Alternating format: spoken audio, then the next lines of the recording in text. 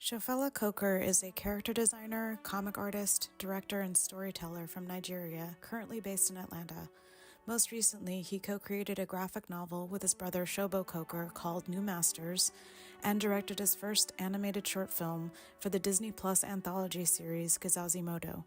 Join us today for a conversation with Shof about his art, his career, and his creative process. Hello, everyone. Welcome to Painted in Color. I'm your co-host, Mia Araujo, and I'm joined today by co-host Lauren Brown and Eric Wilkerson. And we're all super excited to welcome our special guest, Shof Coker, today onto the show.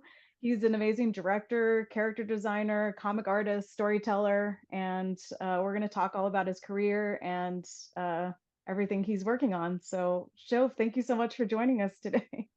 How are Thank you you. doing? I'm well. You nailed it. You nailed it. That was dope. Good job, Mia. Oh, good. It's so good to have you. We've been wanting to have you as a guest for a really long time. So thank you so much for joining us. No, thank you for thinking of me. And I've watched the show before, so I'm very glad to talk to you guys. Honestly, it's going to be a treat. Hopefully. You watched our show? That's so wonderful. Makes me so happy. I always get surprised when people are like, "Oh, you watched the show? That's great." Yeah. Yeah. Show, tell us a little bit more about yourself and what your background is in terms of how you got started in your art. All right. From the beginning, from the top. Let's go. Yeah. Let's go. So my full name is Shofela Coker. I'm originally from Nigeria. I was born and raised there. I moved to the States when I was 18 for college, to Memphis College of Art. And I got an illustration degree there, moved to Chicago for work as a character designer at a studio there called Moto. I worked on the Tony Hawk game there for a little bit. Oh, really? Yeah, the one on the plastic periphery board. Oh. Showing my age there. That takes me back. It was quite a cool experience. I got to work with a lot of people that had very storied careers in arcade games, actually. Like a lot of them worked on the Mortal Kombat games back in the day, and had all sorts of crazy stories of how the video game industry and the studios then were run. Most of which I can't remember right now. It's been so long. But yeah, they were a great group. My first art director, my first boss, was a great guy called Aaron Krause. I learned a lot from him. And I was there for a couple of years and moved to Seattle after I got laid off. And the way it works is that when you're on a visa as a foreign worker, is that you have 10 days from your last paycheck to find a new job, or you're sent straight back to where you came from. Which was very intense and stressful for a guy that had just moved to Chicago and bought a whole bunch of furniture and moved with his then partner to a new city. And I was really sweating it. But luckily, I called one of my an art director that had interviewed me before that job, and luckily he still had a character designer position open. So I somehow managed to get shipped over to Seattle to Sony Online Entertainment to work on a game that got canceled within 3 months of me arriving. Oh no! Oh my god! Sounds like the game industry. Continue. Yeah. Wonderful trial by fire. But somehow he liked my work enough to basically tell me, hey, like, I'm moving down to San Diego with about 4 or 5 other people. Would you like to join us? And, they were basically consolidating the team to their San Diego office, and he was moving 5 people down there out of about 80. And I was like, I can't believe my luck. Of course, I will marry you, have kids with you. Please save me.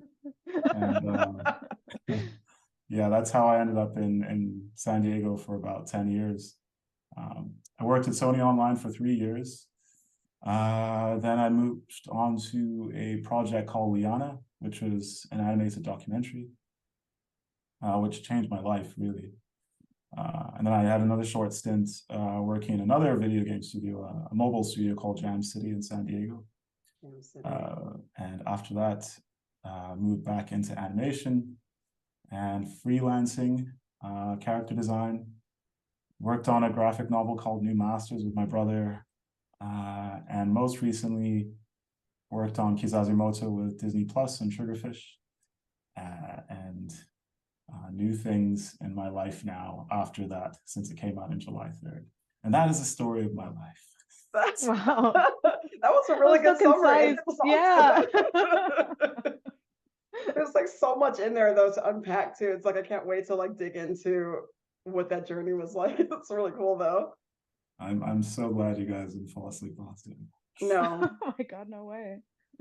Now, everybody's got a story about how they got from their humble beginnings, nervously leaving college or starting their career to where they are right now, whether it's in video games or animation or doing something in publishing or being an art director somewhere.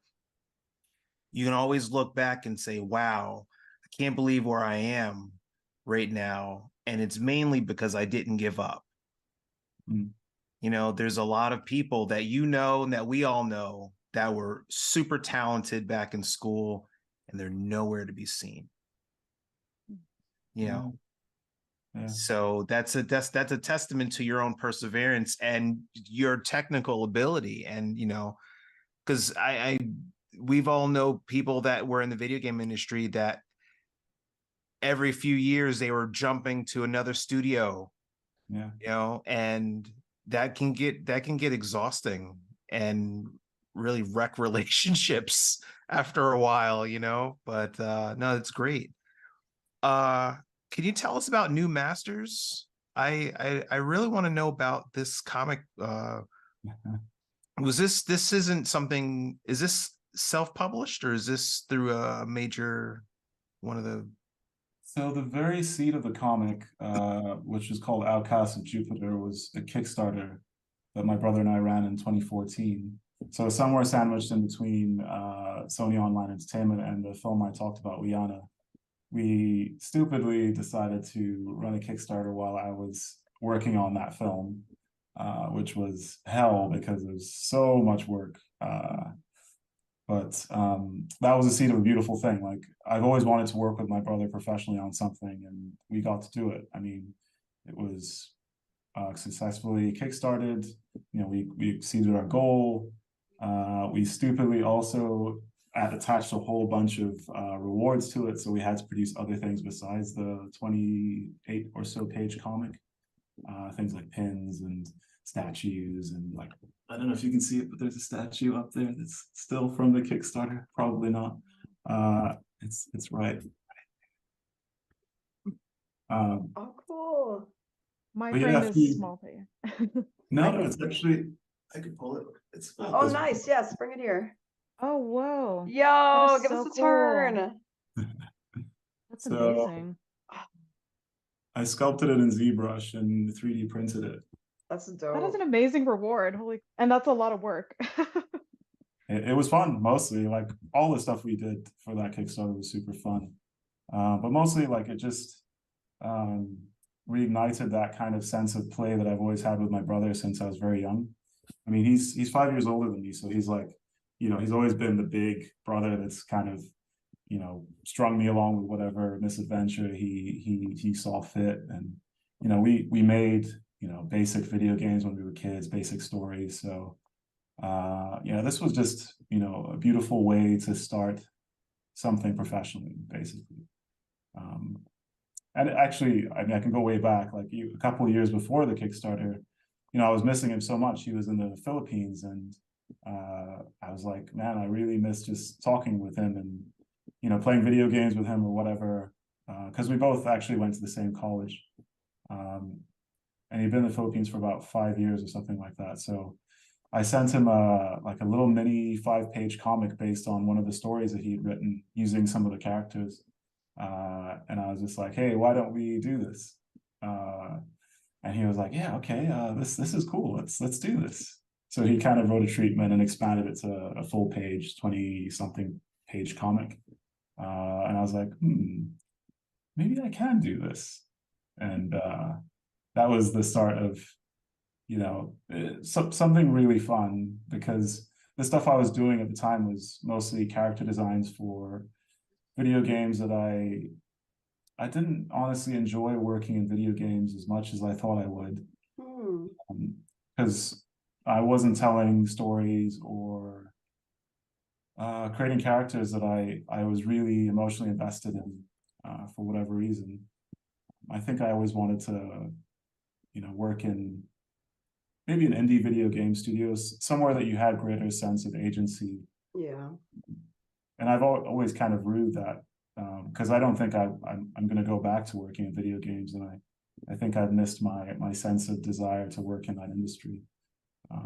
It could have been sparked by working maybe on more indie titles or something. I don't know. But anyway, I basically fulfilled my creative desire with working with him on that book. And so Outcasts of Jupiter was this story of a family of outcasts, these 4 people, these misfits that are on the fringes of society, and they're basically trying to recover one of their own from a prison in Morocco. And that's something that Shobo and I wanted to do, because we're both from Nigeria. We grew up there. We never left the country till we were 18. And so all of our lived experiences about that continent, and specifically, of course, Nigeria. So we wanted to tell stories of Africa and eventually Nigeria. So we both love Lawrence of Arabia and movies like that too. So it was kind of just a fun thing to set a story, and a romantic thing to set a story of African characters in that part of the world, a science fiction world. And yeah, so Outcasts of Jupiter became a thing. It was published by us in 2015-ish. We printed it in China with Print Ninja and sent it out to backers.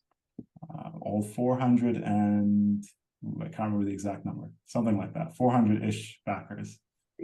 And now there's a ton of prints of the comics still in my garage, because we couldn't get rid of them all. The collector's item now. Yeah. Is there anywhere to buy those? Like, it's like, hey, people, buy the comics, so that Shof doesn't have to have it in his house. I want one. So like, how many issues are we talking about? How long did this go on for? It was just the one, Eric. I mean, if you send me your address, I'll send it to you in the mail for sure. Oh, yeah, I'm sending it to you. Yes, definitely. It's as exciting, because it's like, this is the kind of stuff I wish was on store shelves when I was a kid. And I'm sure I'm not the only one that thinks that. And there is I don't know if you've heard of it, but there's a Black comic book festival that happens every year in Harlem, New York, at the Schomburg Cultural Center.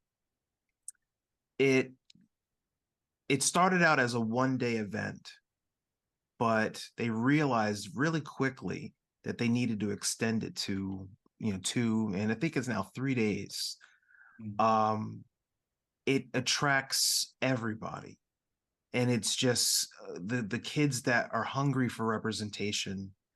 They want to see themselves. Their parents want them to see themselves, so they come specifically to see people like you that have a book, something for them to engage with. And the local media comes out, they shove microphones in people's faces. Why did you make this book?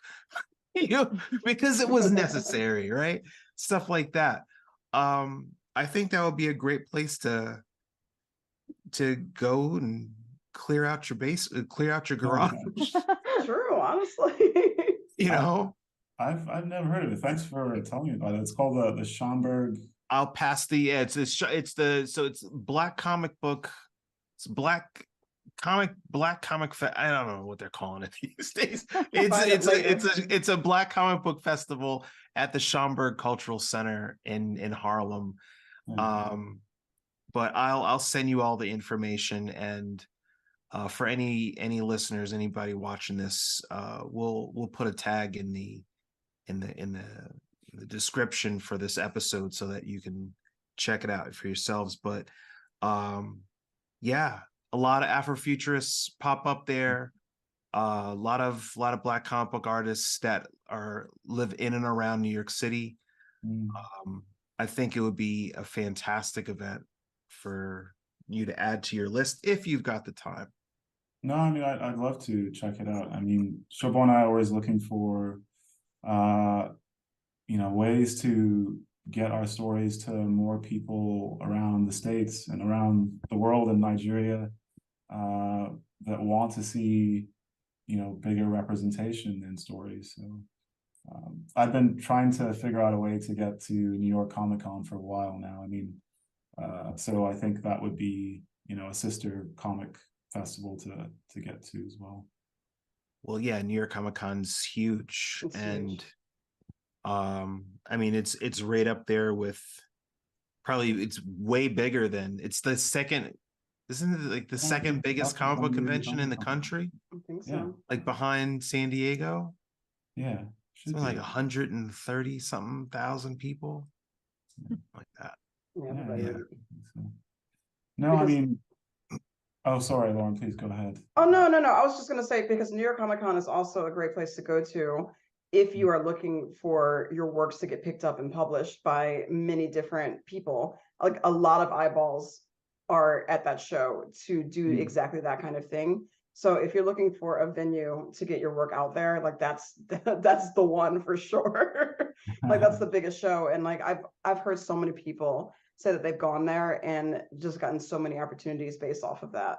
But I mean, it seems like you're very much a self-starter anyway. Like you'll just do projects on your own and you're able to publish projects on your own.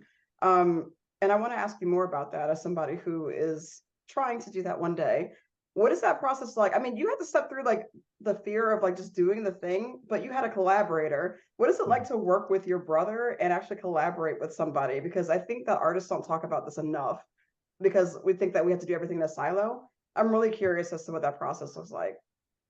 No, you're right. Absolutely made the process of, getting a story like that into the world a whole lot easier because, when you share a unique sensibility with an artistic collaborator, it just lifts half the weight off your shoulders. It makes it, of course, fun, but takes some of the logistics off your shoulders. It's shared responsibility. But I think mostly it's the shared sense of play that you share with that collaborator that emboldens you and makes you believe in yourself and yourselves so that you can actually move forward with that. I mean, my brother is the writer half of the both of us, but he's also an illustrator. Like he went to college for illustration, so that's so cool. He's always been that big brother that basically I was trying to draw better than as a kid. So when I got taller than him, when we were which I'm sure you don't let him hear the end of that. And when he finally laid his pen down to rest, I was like, I finally defeated you, big brother. Not you being like an anime. No, I mean, it makes it so much easier. But also, when we published or self-published Outcasts of Jupiter, there was a few key people that really signal boosted us. Jake Wyatt was one of those. He's an art director now, but he was working on his comic at the time, which was a web comic that you should check out. For some reason, I'm blanking on the name of the comic, but one day he'll finish it, and I have it on my shelf and remember it so I can tell you all about it.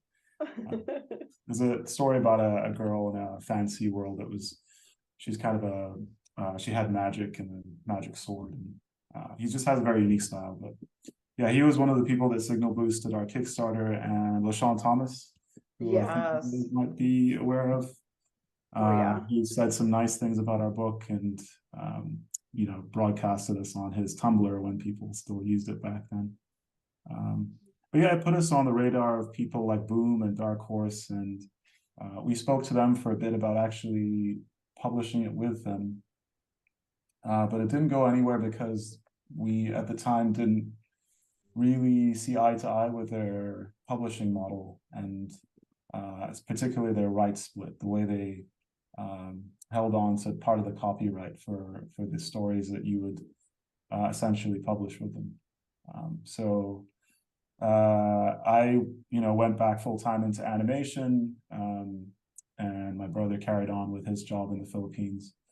And we kept it on the back burner, I think it was only in 2017 we got back together, Christmas or 2018, I can't remember. We decided that we were gonna, take another stab at it, and we hashed out an outline for a new story. And we decided this time, hey, why don't we pitch to this grant called the Creators for Creators? And we did in 2019, and we won it amazingly. And Cool.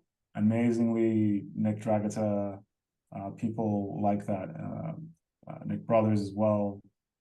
These image creators specifically put together a pot of money that they give out to new creators in the industry to try and get them to publish work on I guess a grander scale.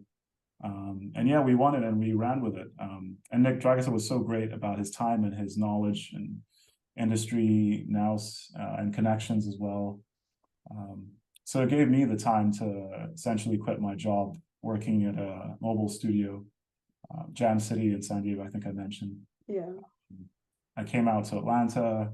This was like right before the pandemic, and I set to work on it. It basically gave me the funds and the time to produce the first 2 issues of the book. It was, we were initially going to make it a graphic novel, so about 160-ish pages. So I finished about 60 of them, sent them over to Image. Luckily, we got a connection through a friend of ours. Eric Stevenson saw it, and he liked what he saw, and he said, hey, if you guys can, finish this as a 6-issue run, we'll publish it. And that was kind of like all the motivation that we needed to finish the book. So New Masters now exists as a trade paperback. Initially a 6-issue run that was running in 2022, from February to about August. And then it got published as a trade paperback in October 2022. So yeah. Is that That's so something cool. available on Amazon and all that? Yeah, it's on Amazon. Fantastic. We'll make sure we share that link below so that people can go buy it. That's so dope.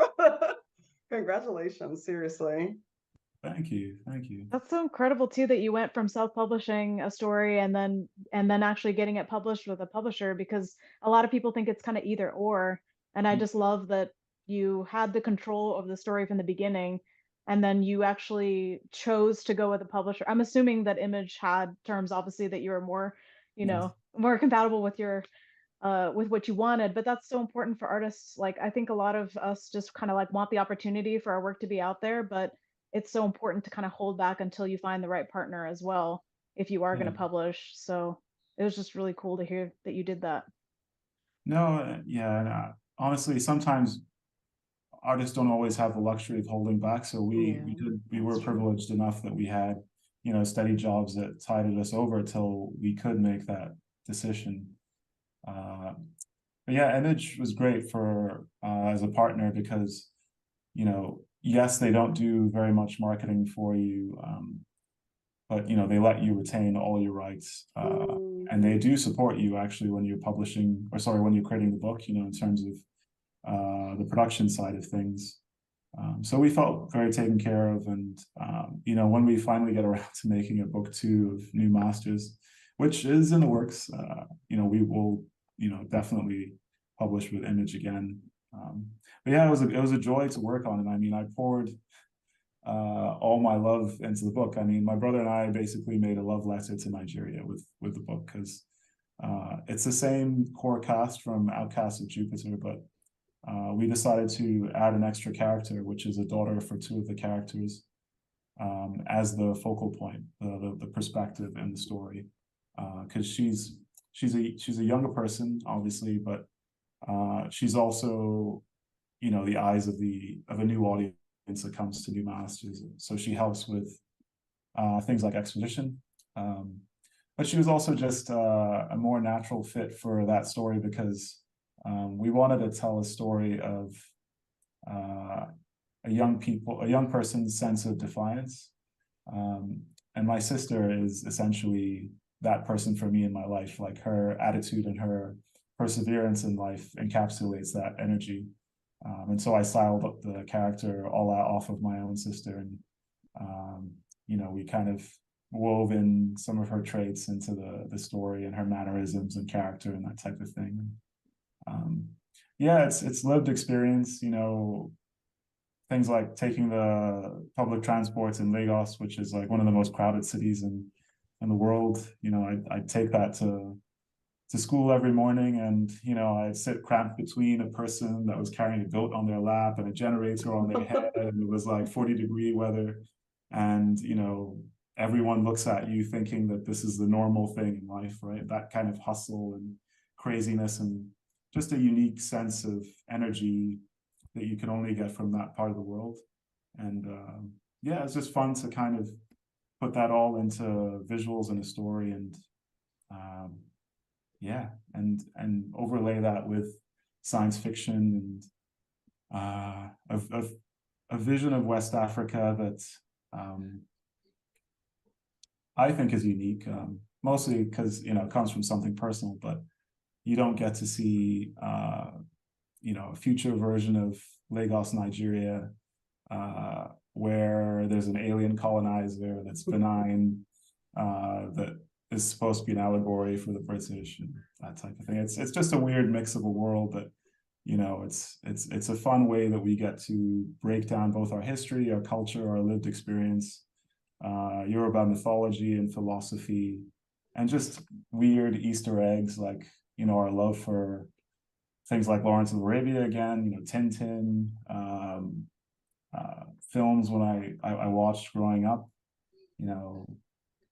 African film too. There's a cameo of Usman Sembene in there. So yeah, it's everything that we wanted to try and fit into a story. And we hope that we'll get to do it again, but we tried to cram in as much as we could, because we thought, if we're going to do it once, we have to do it well. So yeah. The love shows, by the way. I loved it so much, and it felt like everything that you're describing felt so tangible, but also just fantastical and imaginative, and I just love the balance that you struck with it. Anyway, I could gush, but it was great. It was really amazing. Thanks. Yeah, I'm looking through the pages, and like also the energy that you capture, and just the world, the characters, how everything is so cohesive. I'm not surprised that a publisher wanted to pick that up, because it is really authentic to your experience, of course, like in the way that you're building off of things that and hold dear to you, and it's, you and your brother. And so whenever stories are like that, whenever an artist actually puts their heart into something, people can't help but to be drawn to it. So I heard you say multiple times that you were lucky to do certain things. You weren't lucky. You got there because you put your heart into your work, and you're amazing at what you do. So, and people recognize that and want to elevate you for it. So I'm here to gas you up, Shof, because because you should know that you got to where you got to because you are great at what you do. Like, I just love looking at your work, and it's fantastic to behold. And you actually went for it and you did it. And I think a lot of people have held themselves back from doing that. And I'm really glad that you put this out into the world, because it is really, really beautiful to look at. So thank you for doing what you do. Don't ever say you're lucky. You say, I worked hard and I got here. That's very kind words from both of you. No, I recognize that, of course. Like I was going to say I'm lucky again, but fortunate is fine, I guess. Fortunate. Yeah. Both my parents are artists. So cool. My mom, she worked, or she studied textile design, but she became an educator. But they both went to the same university in Ife in Nigeria. And so growing up, like, I was surrounded by, artists from around the country. Like, my dad was a professor at the Yaba College of Technology, and his professor was Bruce Onabrakpaya, who's a printmaker in Nigeria, probably one of our most famous Nigerian exports as an artist.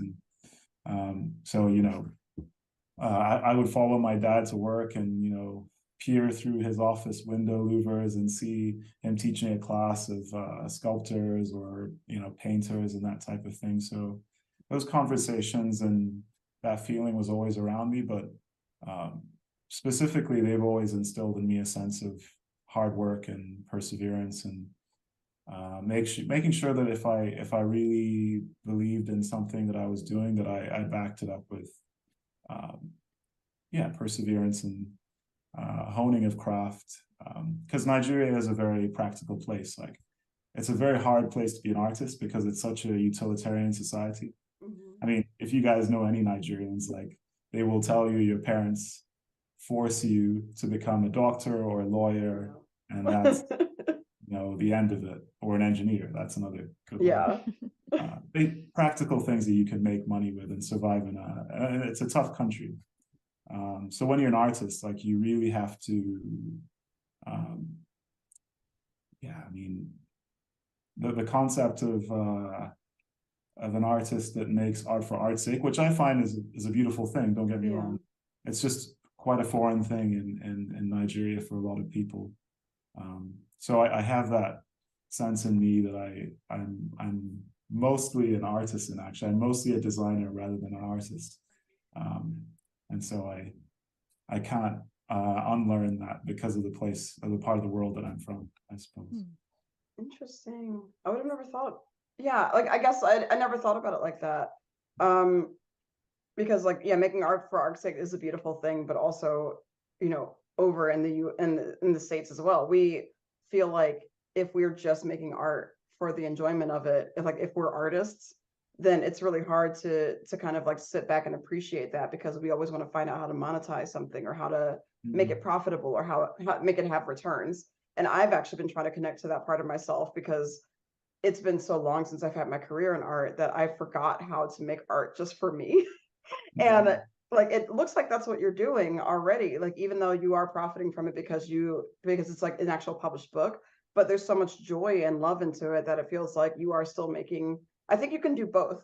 Sometimes you can do both, and it feels like you struck that balance. So I'm curious if you feel the same way, or if it's just my perception of it. No, I'm always trying to strike that balance. I think, I guess I can say I'm old enough now where I've been asked questions by younger people like, what's the best way to go about your career, that type of thing. And I always tell them to make sure they protect the creative fire in them, the engine, the kind of passion that connects them to things that they're drawn to in life, whatever that is, and to continue to develop that, because it's that relationship with those things that actually keeps you excited about working in art, and pushes you to keep developing. And it's a dance. One feeds the other, and you feed it. So if you can protect that relationship, I think that's the most important thing an artist can bring to their career. It's funny, when I first got to the States, to Memphis, I remember thinking that, man, I thought that I needed to do more technical stuff in the classes that I was going to. It's a Bauhaus style university, college, with about like 200 people at the time. So it was very small and very focused. But the classes were very conceptually driven. So if you were taking a printmaking class, yes, there was a technical aspect to it, but a lot of the professors really pushed the conceptual part of your thinking, the critical thinking. And I didn't realize how much, until I was a little further down the line, how much I needed to develop that aspect of my creative approach. Because I'd always been someone who, cared a lot more about craft. I remember my first lesson from my dad was one of foreshortening. So, he wasn't like, he was not an authority figure for me. He was always like, chase whatever you want. In fact, when I told him I wanted to be an architect, he was like, great, I wanted to do that too, you should do it. So I've always had parents that encouraged me, but I think I relied really heavily on pushing technical skill. And you had to, I think, as a kid trying to get to university in a different country from Nigeria. I think, you had to present a portfolio that gave you a good scholarship.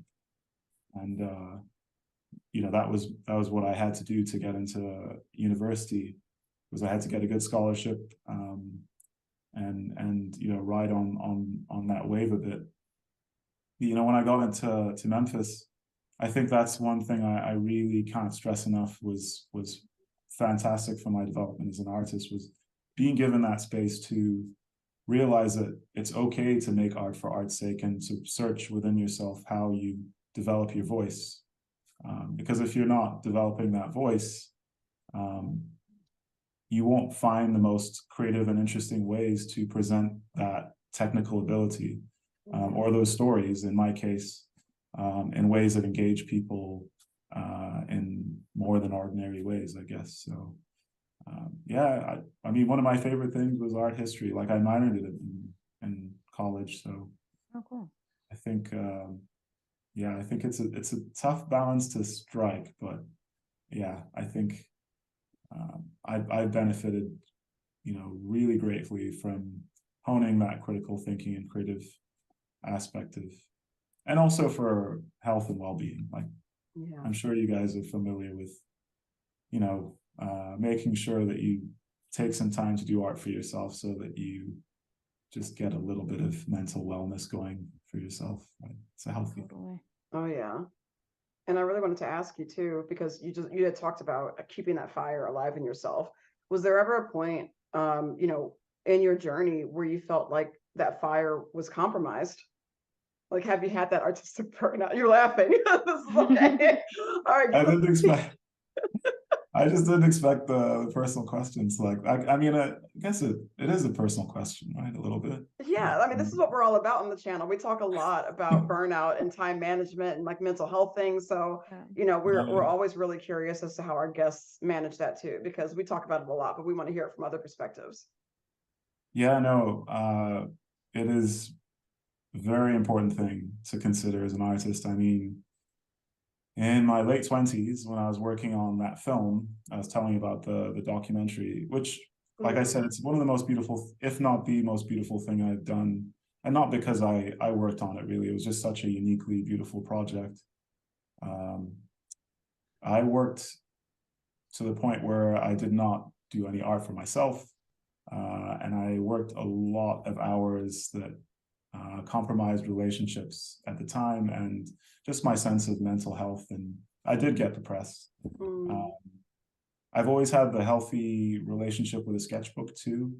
And I noticed after the fact that in the 2 years that I worked in that span, I did not actually keep a sketchbook at all, which is unique in my life so far. And it was hard to climb out of that, because I got stuck in a rut, a routine of you know, not caring for myself, listening to the voice that was telling me that I needed to, yeah, just take care of that creative energy. And honestly, just live a little bit. I think as an artist, you have to live. Otherwise, you just become a cog, and cogs don't make very interesting artwork. So, yeah. 100%. Can attest.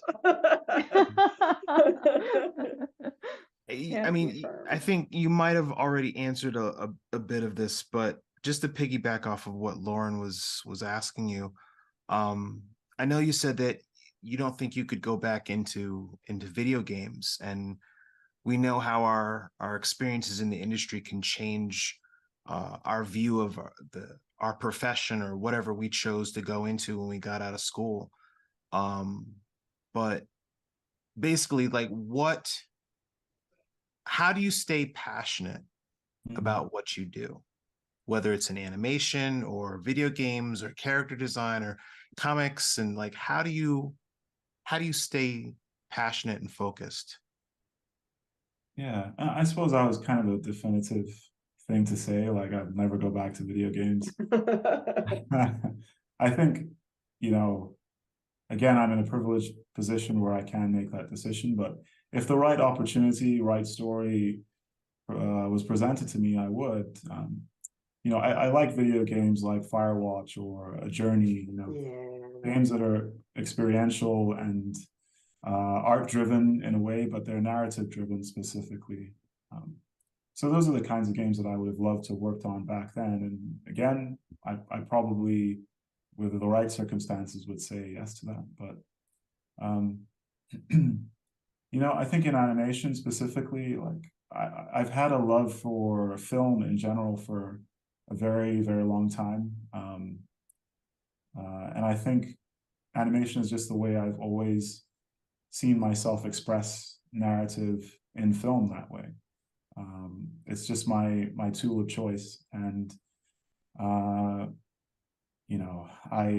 I keep very active with the community in my circles in terms of, talking about film history. It can be a little academic sometimes for me because I am that passionate about it. Like I will go back and, watch an older Celine Sciamma film or find like a Mati Diop film from way back, just because I really enjoy the quality of storytelling from specific artists. And that's the kind of thing that keeps me passionate about the medium is, how did this artist translate this sense of poetry or the sense of truth in this manner? And so, I mean, it comes from a love of story, but it's also a love of the way these artists tell their stories. And I appreciate that. And I want to contribute to that conversation as well. And I think also I have an ingrained sense of love of literature. Like my mom is a big reader and she always kind of had books around the house for us when we were kids. So we became big readers as well. And I've, read books from a very young age and I will never stop because I just love the act of it, like creating a bubble for yourself and getting lost in a world that it feels like someone is speaking to you and you alone. My first favorite book was Frankenstein, and I'll never forget how that book made me feel. And of course, I later found out that Mary Shelley was 19 when she wrote the book. I would never have thought that a writer like that would use her Jewish heritage to create, what is now basically pop culture staple and Frankenstein's monster, right? Who would have known that who would have known that a golem could have inspired, something like that? A golem is a character from Jewish folklore, right? And I didn't know that at the time again, but her writing was just so beautiful. And I think when I engage with stories like that and I understand the sense of the place that they're coming from, I want to do that too. I want to contribute to culture in that way too. So I think, that's the way I see things. I try and keep inspired by people like that. And it, hopefully keeps the fire healthy and going. That's awesome. Yeah. By consuming content, that's how you feed the fire. Everybody listening, consume content. We tell you this over and over again. Please don't stop doing that. You can't just keep creating and not feed yourself. So, yeah. I will say though, you do get full, right, from consuming. Oh yeah, like you have to output it after a while. Yeah, for absolutely. Sure. So for me, that's also another balance I try to strike. Like I've always loved some type of activity or the other. Like my sport of choice is soccer. Like I still play soccer twice a week. Nice. That's awesome. Yeah. Since I was a kid, I've always dreamed of playing for my home country of Nigeria and winning. Oh, hell yeah. That's awesome. I believe that someday it will still happen. It will. So great. I think for me, a healthy body is a healthy mind, and that's why I keep active, is to try and keep that relationship healthy and steady. And I also, over the last, I don't know how long it's been, 18 years since I've been in the country, in the States, I've developed a real love of nature and hiking, being in nature. Yes. It probably started when I was a kid, though, in Nigeria. Like we would spend summers in a town just outside of Lagos called Abeokuta, which was it's the countryside basically. And my dad is from there, so every summer we would have these family reunions where the family of Cokers and the extended family, like hundreds of us, would get together and have a big party. And there are these, you know, amazing, expansive rolling hills that are covered with verdant, lush trees. And I think that's the first place I ever felt a sense of awe in nature. And I've always been kind of fascinated with that feeling. So a lot of my work actually ties to that feeling and that sense of appreciation for nature as well. Like, it's amazing. You're also in the right city for it too, because there's a lot of nature around here as well. Yeah, that's one of the things I love most about Atlanta and Georgia is the mountains and access to them, for sure. Oh yeah. Yeah, I love the stuff that you can see here. Oh, Mia. Oh, Shof, like as you're talking about that landscape, it made me think of was that, if by any chance, the place you went to for inspiration for Moremi for your short that you directed? Yes and no. So Moremi was a short film I directed for Disney Plus and Triggerfish. It came out in July, like I mentioned earlier. It's a story of a boy that is rescued by a mysterious scientist, taken to another dimension, being chased by spirit monsters, spirit giants, and she has a secret. And at some point in the story, she reveals it, and they have to reconcile because this secret shakes the foundation of their new kind of relationship. But yeah, I got to do an amazing research trip to Ife, which is the place I told you my parents went to university, actually. Yeah. Again, it has these rolling hills that I was talking about. Like a lot of southwestern Nigeria has that kind of geography. So I went to Ife and I went to the Idanre Hills and a couple of other places like Erin Jesha for inspiration for the film. Because the scientist that rescues this young boy is she's a woman called Moremi, who's a real figure in Nigerian history that's become mythologized. She was the original liberator of the Yoruba people. So she was from a place called Ife, and that's the kind of the bones of the inspiration for our short film. Was the original Moremi myth. But yeah, no, I mean, Disney put their money where their mouth was. I mean, I was actually really impressed that they went through it, because when I pitched the short to them in the early days, I told them, like, I want to do this because I want to take a trip back to Nigeria. I hadn't been at the time for, more than 15 years. And I really want to reconnect with Nigeria again.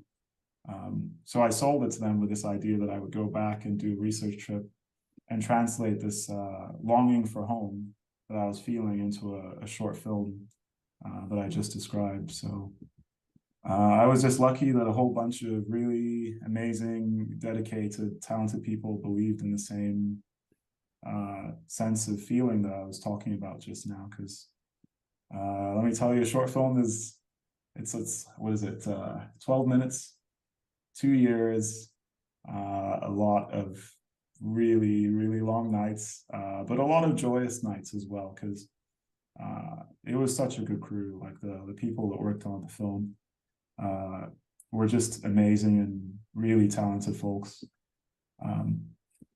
I worked with a studio in South Africa called Wilkerson. They're a small boutique studio of about 12 to 15 people. Their backgrounds in commercials mostly, but they've done little animated shorts here and there. And Triggerfish was the main production studio in South Africa that did the umbrella production for the series, funded by Disney.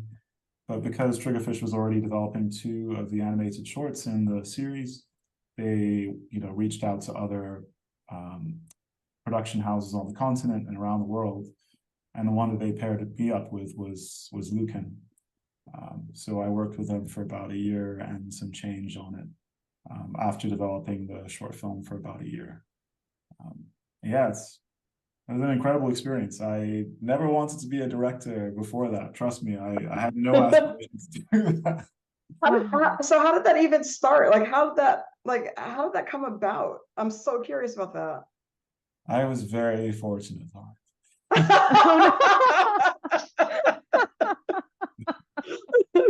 Elaborate on that. No, honestly, like I've been looking for an excuse to work with animators and artists on the continent that I'd been looking at their work for years and years, right? On Instagram, on ArtStation, their websites.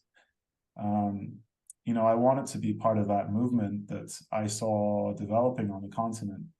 And, when I was working on New Masters, I was working way on my Magnus Opus, and I was like, nothing will disturb me. I got an email from Triggerfish, from a producer that I met at a film festival while I was working on Liana.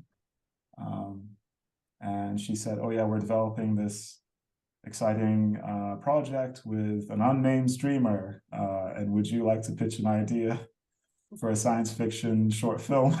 Oh no. And I was like, oh man, that sounds very vague and nebulous. Thank you, but no thanks. Yeah, stupid. Wow. And then they emailed me back saying, are you sure? It's a really great opportunity. And I took a day to think about it. I was like, man, I've never really thought I was I could be a director. Like I've always wanted to tell stories, but I've always loved animation. And, I wanted to be part of animation, but I'd never really seen myself as a director. So I basically, they said, you have 3 ideas to pitch. And if you get picked out of 300 creators that we've approached, they'll basically do a competition style. So it went from 300 to 85 to 33 or something like that, to 12 to 10. But I didn't know that at the time. I just thought to myself that I do have an idea. Like at the time I was thinking about an idea that took the shape of Moremi. I was thinking of how much I thought the story bothered me as a child, because I just was never satisfied with the ending. So I thought that there was something with the character. Maybe there was something I could do with this character in a science fiction world if given the opportunity. So I took that seed and pitched it to them in a written format first. And they liked it, and they asked me to develop it further. So that's when it went from 300 to 80. And then in 80 pitches, we had to develop some visual concepts. So I got paired, I paired myself with a longtime collaborator called Yinfawi Harrison. He's everyone's favorite mayor of Instagram. Mayor of everybody. Harrison, yes. Mayor of what? Mayor of Instagram, mayor of ArtStation. Sorry, he knows everybody. His work's amazing. He's a fellow Nigerian, and I approached him with the story, and he was lucky with his time with me. What am I trying to say here? He was kind enough with his time to give me some illustrations, basically, that we contributed to the pitch. So developed an outline for it, and then sent it over to which was when I found out it was Disney that was the streamer, the unknown streamer that they previously talked about. Could have left with that, but sure. Yes. When I found that out, I was like, ooh, this just got a lot more interesting. So that's when that was 80 something people. And then after that, they asked us to do video pitches, because this was like at the beginning of the pandemic, and of course we're all spread out all over the world anyway. So yeah. I did a video pitch and it got picked up again. And then I wrote a treatment that turned into a script with the writer Vanessa Kanu, who added extra flavor and depth to the story. And after about draft 3 or 4, it got greenlit. And then did some small pre-production with myself and Harrison again for character design and some production design, and that's what we got paired up with Lucan, and we got to work on it. So this got, so it started out with how many people pitching? 300? I'm doing such a terrible job. Sorry, Eric. You are not doing a terrible. I'm just like blown away right now. Because Yeah. it's like because you just think about this for a second. Like your pitch kept winning the lottery every single time. And then it's just like, well, okay, keep giving us more and add some visuals to it and polish it up. And that's fantastic. This proves you the strength of the material that you are offering up. No, and I should say the series eventually got called Kizazi Moto. Yeah. But when I was pitching it, and specifically when it got down to about 30 something people and we were developing the script, we started working with Disney execs, Sugarfish execs like Anthony Silverstone and Tendai Nyeke, and Peter Ramsey, who was on board from the start, who was an executive producer for the series. And they all gave us really amazing feedback to develop the scripts and the pitches to what they eventually became. That's one thing that nobody tells you when you're developing a story, is that your core group of editors or proofreaders, whatever you want to call them, people that are analyzing your story, it's so invaluable how that transforms the story, because their feedback was fantastic. Their notes helped pull the kernel of, or shape the kernel of the story I told you about it into what it is today. Every story needs to be refined. Like it needs to go through a refining fire to essentially get at the essence of what you're trying to say. And their voices were invaluable in helping to do that. I think that's one of the things I enjoyed most about the whole process was, when you work in animation, it's different from comics where it's just a very personal dialogue between you and the writer, or yourself if you're the writer. When you work in animation, if you're lucky enough to write and direct a story, you have to leave space so that your collaborators become lift the story, elevate the story with you. It's not your story anymore. Essentially, you're just in service to the story. It's much less about ego than people think, and I think that's what allowed me to actually feel comfortable with directing and actually want to do it more, is because it is a collaborative thing, but it is a thing that you have to feel like you are in service to, rather than the captain of the ship, so to speak, in the traditional stereotypical way. So I think that's awesome. One thing I really found I loved about the whole process. That's it. That's great, especially no, go ahead. Like, go on, Mia, go on. No, I was just saying I relate to that so much, just because in the beginning writing, I felt like I had such a control freak idea in terms of what the original story was. And if I didn't let go and just kind of like you're saying, let the story be the thing that, like, I'm in service of the story, I wouldn't have, let it evolve into what it is now. And hearing you talk about this in terms of directing and collaborating, I think that's just like it's so perfect, like this mindset. And it's not just about like one ego, one showrunner, one, you know what I mean? Like one person running the ship. It's like letting that space in. Anyway, I'm repeating what you're saying, but I'm just, I just think that's brilliant. And I totally agree. Yeah. I mean, this is your version of the Alice in Wonderland that you've been developing, right? Yeah, it's the only Yeah. thing I've ever written, but so I'm still very, very early on, but We all wait with bated breath. I'm oh, personally so excited about I'm it. really excited oh, for it, Mia. thanks. Oh, thanks, guys.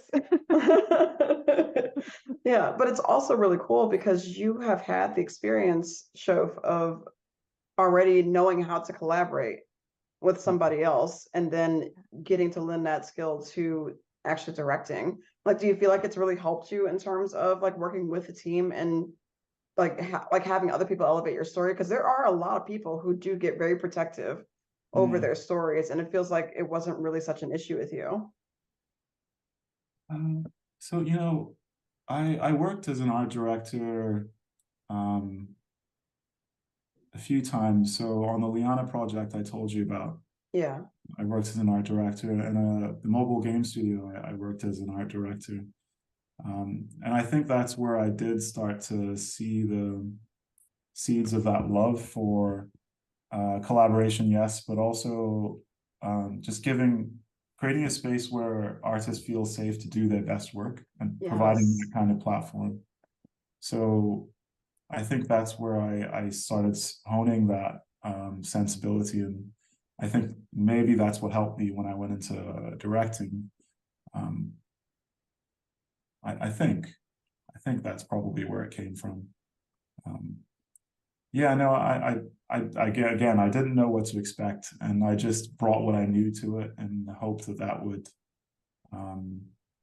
yeah, first of all, not make people, but provide people with a sense that, you know, when they were working on this film, it didn't feel like work. It felt like you were tapping into a joyous collaboration with people that you cared about, and that's how I think any of the best artwork is made.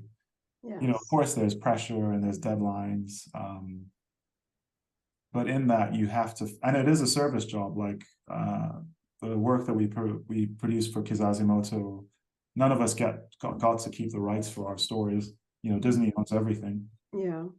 But that wasn't it for us. Like, we were doing something that we felt was like a moment in history, and beyond that, the stories, you know, that we were working on felt important.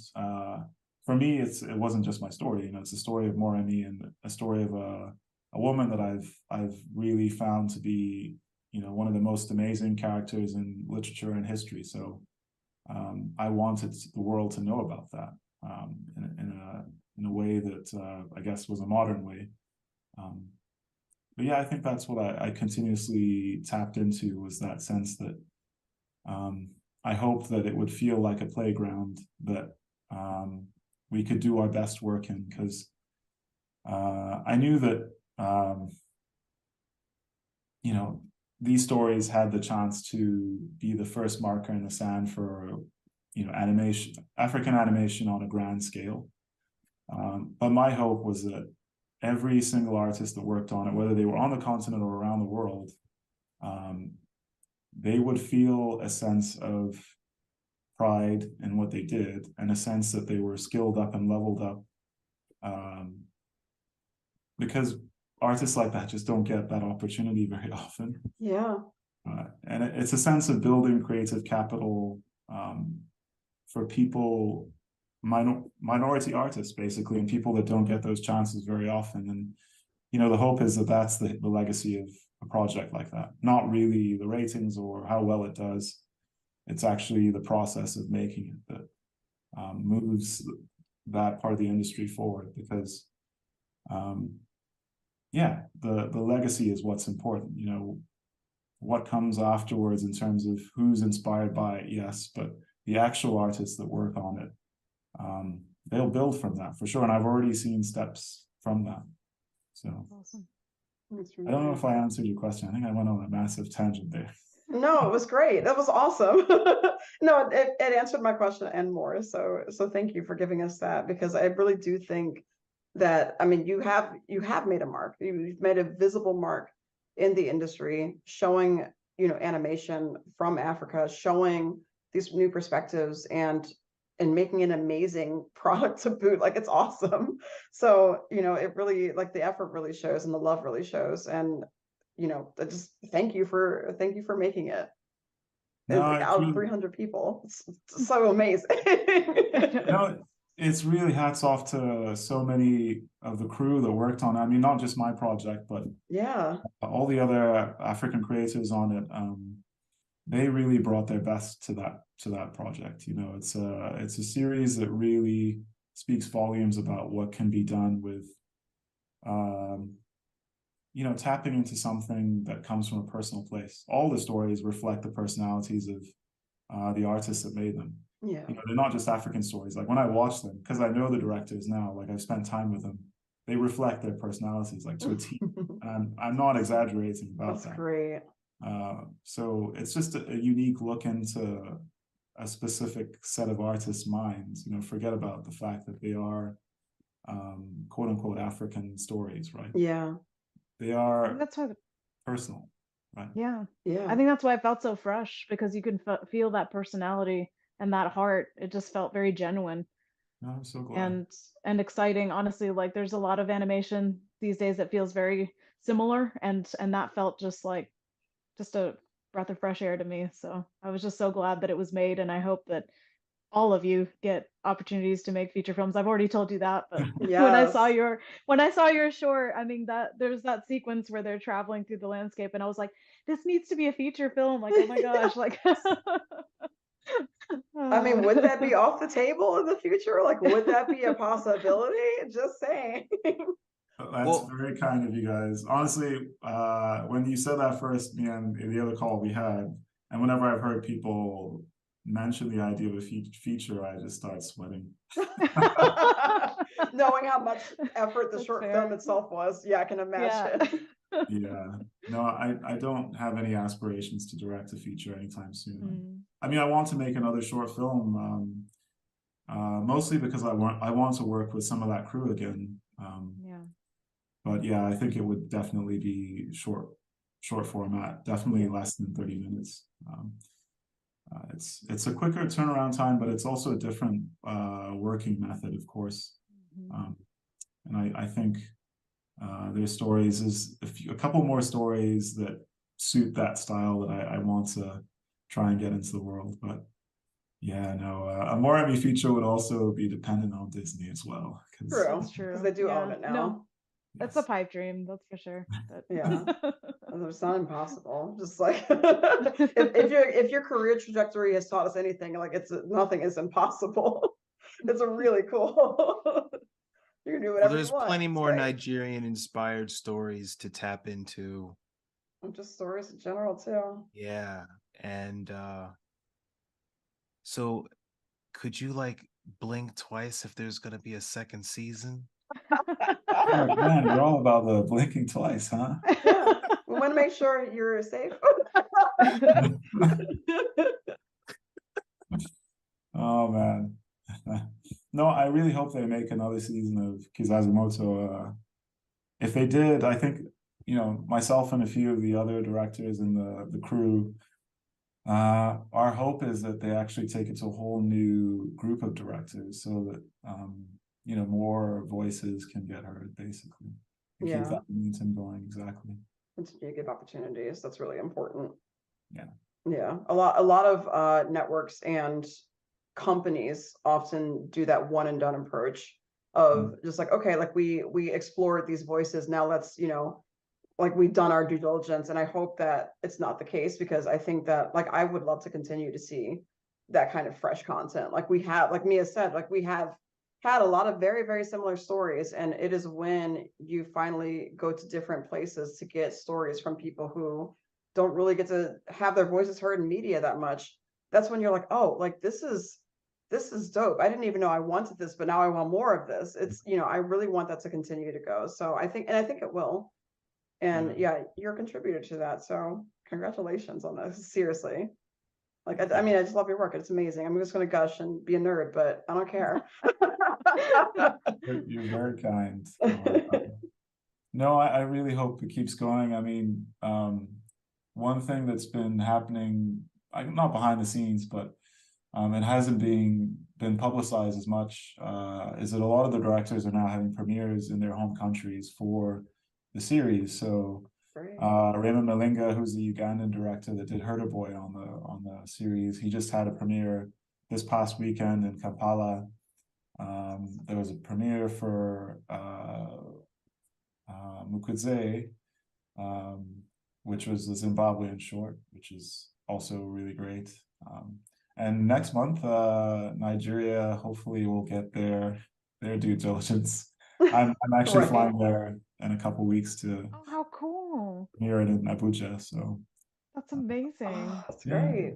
Abuja and then Lagos. So be a little bit of a homecoming for me, and I'm frankly very incredible. nervous. You're to go. Oh nervous? no, you're gonna kill it. Oh my You're gosh, are you Patricia. kidding?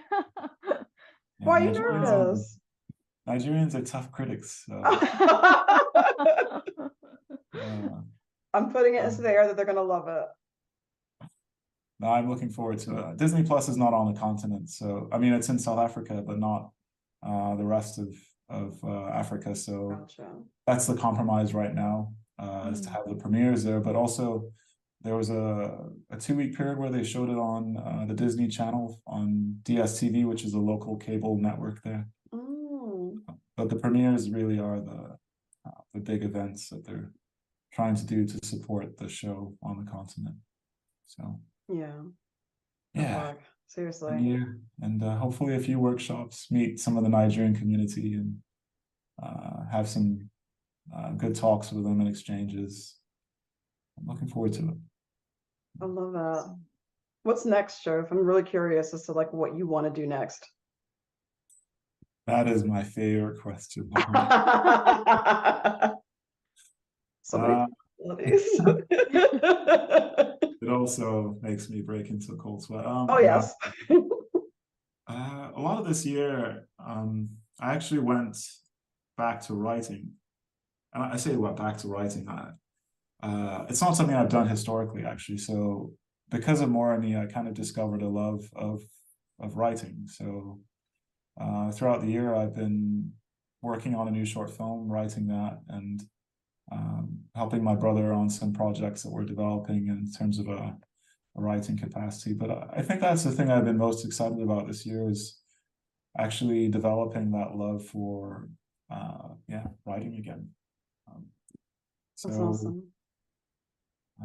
Hopefully in the next year or two there'll be more projects on the way.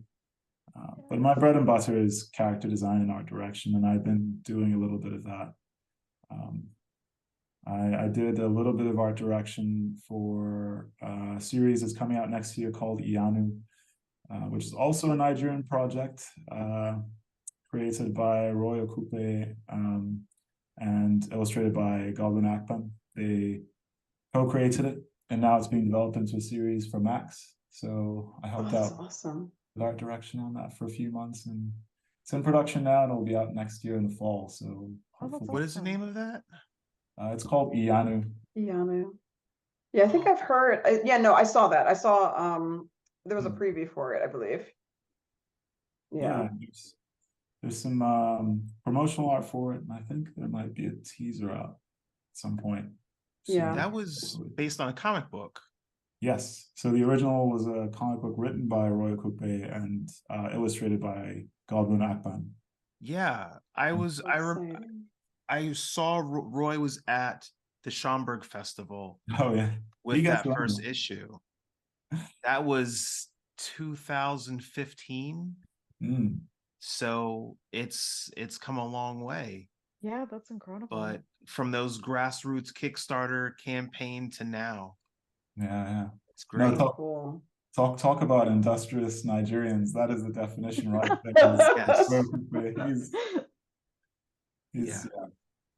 He's out there. He's hustling. He's also just a really cool guy. He's a very genuine person.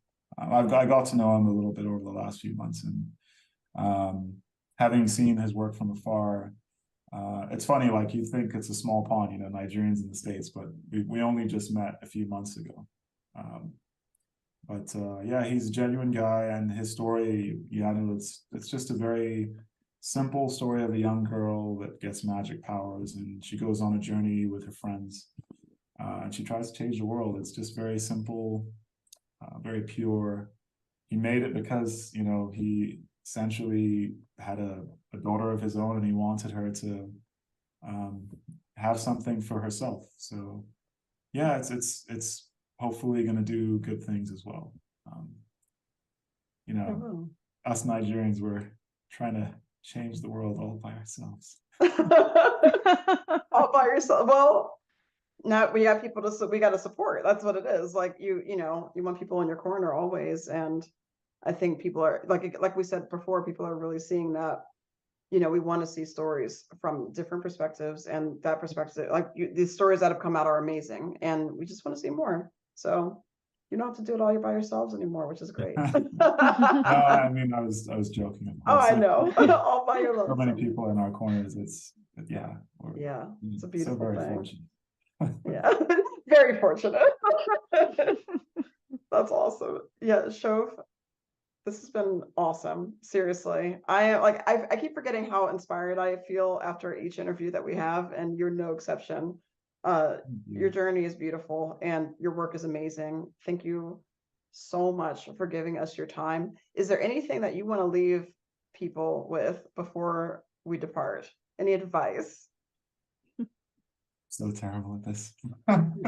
Be great. First of all, thank you, Lauren, for the kind words, and Eric and Mia. This has been really nice just chatting with you guys. I hope I get to actually like sit down with you guys in a real room at some point and chat, whether it's at like, I don't know, whatever convention or you know, what's it called, the Light Expo and Lightbox Expo. Lightbox Expo. I don't know if you guys do that. Yes, I mean, me and Mia at least do. We'll have to see if Eric can come out, because I know IllexCon is like usually around the same time, but I don't think you have to go. There's not a year I'll go by. Next year, well, yeah, next year I won't be able to go, but 2025 we'll have to do it. Well, I'll make a plan to be out for Lightbox, because I've done IllexCon enough. I want to see some new faces. Is that possible? I mean, from the way you talk about it, I don't know if it's been enough. No, it's never enough. Yeah, it's never enough. I'm gonna do both. Damn it. We should do everything. We should be everywhere at once. No, but me and Mia will at least. Well, I can't speak. I'm just speaking for you, Mia. I'm so sorry. Are you going to be at Lightbox next year? I'm here on the West Coast. I better be. Yeah, right. It's so easy for you. But no, I've made an effort. I definitely want to go every year I can. So I'll be there next year. All right. 2024, 25. Yes. We'll make this room happen. Yes, we will. Oh, absolutely. It will happen. In the meantime, Shof, we gotta hang out here in Atlanta, and maybe, I don't know, find the art scene here and collaborate on something. That'd be really fun. Yeah. No, I'd love to. We will, after this, we'll set a date for sure. That's awesome. Yeah, thank you so much again for joining us. Everybody in chat, I hope you enjoyed this conversation. Please feel free to leave a comment, smash that like button. I can never take that seriously. And please feel free to subscribe if you really enjoyed this. I hope you did as much as we did. So again, thank you so much for joining us. Thank you everybody for listening, and we'll see you next time. Bye everybody. Cheers everybody.